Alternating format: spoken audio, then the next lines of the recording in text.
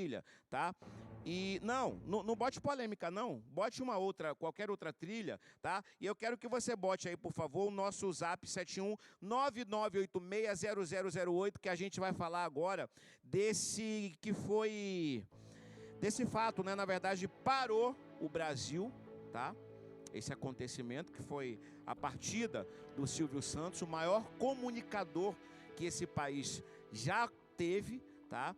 E ele sempre foi um dos, na verdade o maior, né, do planeta. Não vou nem falar do Brasil, porque o cara revolucionou a nossa TV de tal maneira que a imprensa internacional se rendeu a esse acontecimento. Isso ninguém duvida, tá?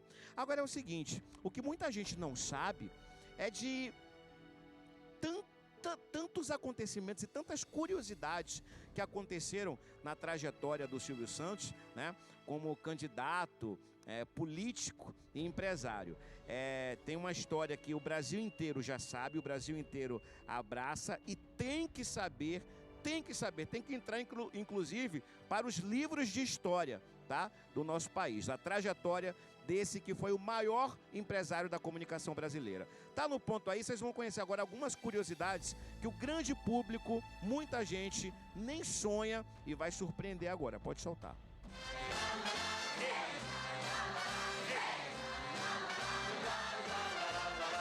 93 anos de história. Conheça algumas curiosidades de Silvio Santos. Silvio tentou carreira política, se candidatando à Prefeitura de São Paulo em 1988 e 1992. Também foi ousado e quis ser presidente do Brasil em 1989, primeiras eleições depois da ditadura militar, mas seu sonho foi frustrado. A candidatura de Cenoura Bravanel foi contestada por partidos políticos adversários e ainda barrada pelo Tribunal Superior Eleitoral. Por incrível que pareça, o homem do baú era alérgico a cosméticos e, mesmo assim, decidiu fundar uma fábrica de cosméticos, a Jequiti. Lá, criou uma linha antialérgica. Além disso, ele também era fã de sorvete. Em cada despedida eu vou te amar. Roberto Carlos e Julio Iglesias estavam entre os cantores favoritos. Ainda amava a música Eu Sei Que Vou Te Amar, de Vinícius de Moraes. O grande cantor brasileiro, Roberto Carlos. Vem aí! Roberto! Agora, hip, hip, hip! Vamos lá, hip, hip, hip! O nome verdadeiro de Silvio Santos era Cenoura Bravanel, que foi escolhido para homenagear o ministro que salvou Portugal da falência no século XVI, Dom Isaac Abravanel. Falaram para o pai do maior comunicador do país que no Brasil não havia dom, só Cenor. Foi então que Silvio foi batizado como Cenoura Bravanel. Uma gripe impediu que Silvio Santos fosse ao cinema, que pegou fogo. Curiosamente, certa vez, em 1940, Silvio foi impedido por sua mãe Rebeca de ir ao cinema com seu irmão Léo, pois estava gripado. Um dia depois, descobriram que o cinema que tinha costume de ir havia pegado fogo e atingido crianças. O dono do SBT tinha um pouco de tendência hipocondríaca e confessou algumas vezes temer a morte. Sua filha Patrícia Bravanel não foi a única vítima de sequestro.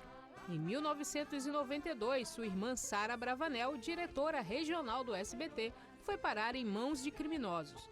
A família não pagou o resgate, pois a polícia conseguiu localizá-la e a resgatou 15 horas depois. Os bandidos exigiram $500 mil.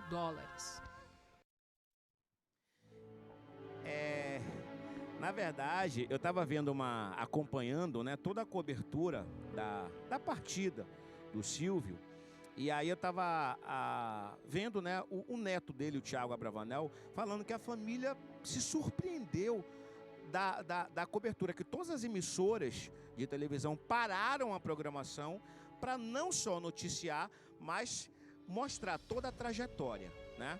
Todas as grandes emissoras. E eles ficaram surpresos com isso. E aí a repórter falando, não tinha como ser diferente. E realmente não tinha como ser diferente. O Silvio, ele começou a carreira, né, de uma forma muito brilhante, de todas as partes do Brasil, e aqui não foi diferente. Aqui na Bahia, muitos fãs que acompanharam a carreira dele desde o começo estão arrasados, tá? E aí eu vou chamar essa reportagem do Gabriel Nascimento, que conversou com alguns dos fãs que há muitos anos acompanham, né, a carreira dele. O Silvio começou como camelô, passou aí como locutor de rádio, depois conquistou o Brasil inteiro com o carisma, entrando aí em todos os lares, de ponta a ponta do país. Está no ponto aí?